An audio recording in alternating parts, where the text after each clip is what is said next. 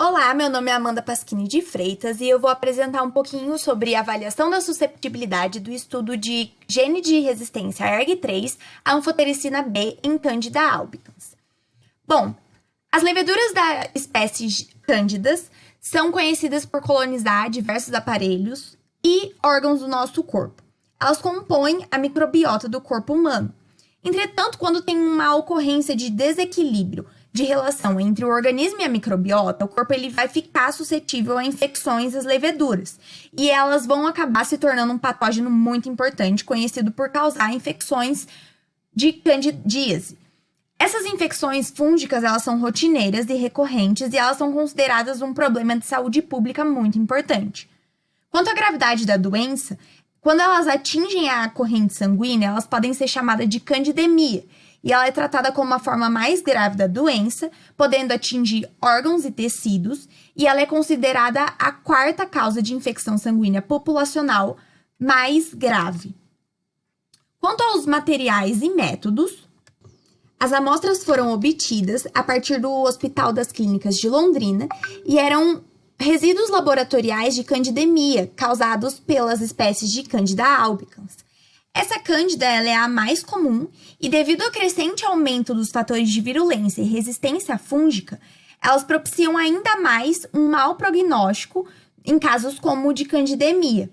Os mecanismos de resistência desenvolvidos por essa levedura garantem a sua patogenia. Por isso, é muito importante a gente saber a respeito destes mecanismos e eles podem ser citados como o polimorfismo, o pleomorfismo, as mutações gênicas, os esporos. E, além disso, as amostras elas passaram por um teste de sensibilidade denominado CLSI, para comprovação da resistência depois da estocagem. Esse teste ele foi refeito.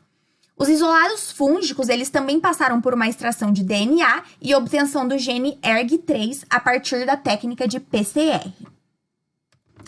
Como a literatura prévia e os pacientes mostravam que as leveduras do gênero Candida apresentavam um aumento dos mecanismos de resistência aos antifúngicos poliênicos, como a anfotericina B, e que o gene ERG3 era um dos responsáveis por essa resistência, esse estudo foi desenvolvido para que houvesse uma confirmação ou não dessa resistência. E as amostras obtidas dos pacientes internados nos hospitais das clínicas puderam comprovar que há sim uma resistência do antifúngico poliênico anfotericina B, mas que não apresentou uma mutação do gene ERG3. Sendo assim, pode ser que as alterações dos genes, como o ERG11, ERG5 e ERG6, eles possam ser evidentes em outros estudos. Então, de certa forma, a resistência das espécies Candida albicans, ela não é necessariamente em decorrência da resistência ao ERG3.